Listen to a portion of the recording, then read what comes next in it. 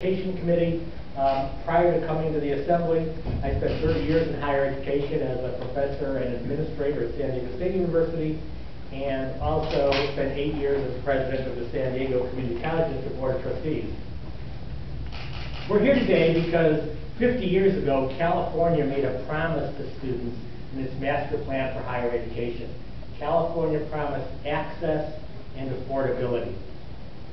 With our current budget delay, we're seeing both access and affordability being severely constrained, and the students like those behind me right here are those suffering for this. Access is constrained because local boards and statewide boards of trustees don't know what their budgets are going to be yet for the year.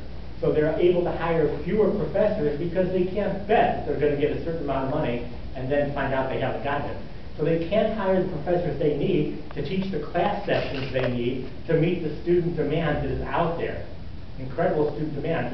The worse the economy is, the more people need to train and retrain for jobs, the more demand there is in our colleges, particularly our community colleges. But we can't meet it because we don't have a budget. For those students who can have gotten accepted in the school, who are trying to take classes now, many of them need Cal grants. And without a budget, the state can't fund the Cal grants. Now at the CSU and the UC, because they have strong reserves, they are able to advance money to students, so students aren't initially impacted as long as the budget delay is just the beginning of this semester. So UC and CSU students fortunately aren't impacted by the Cal grant portion of the problem, but they are impacted by the lack of a budget. Many of our community college students, some community colleges like San Diego have the resources where they have also advanced money to pay for Cal grants, they really advance money for Cal grants to students, and they will be reimbursed by the state when the Cal grant money comes in.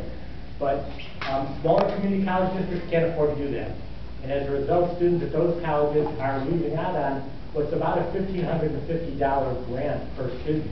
And for many of our students, that money pays for their books, maybe pays for some of their housing. Basically, if they don't get that money, they have to work more hours and maybe can't go to school. So we're effectively shutting the door by breaking our promise to students. We're breaking two promises. The promise of the master plan made 50 years ago, and the promise to Cal grant recipients made in the last few months that they'd be getting Cal grants.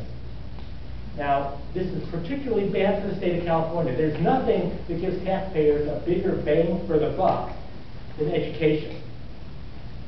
College graduates earn more money, so they pay more taxes.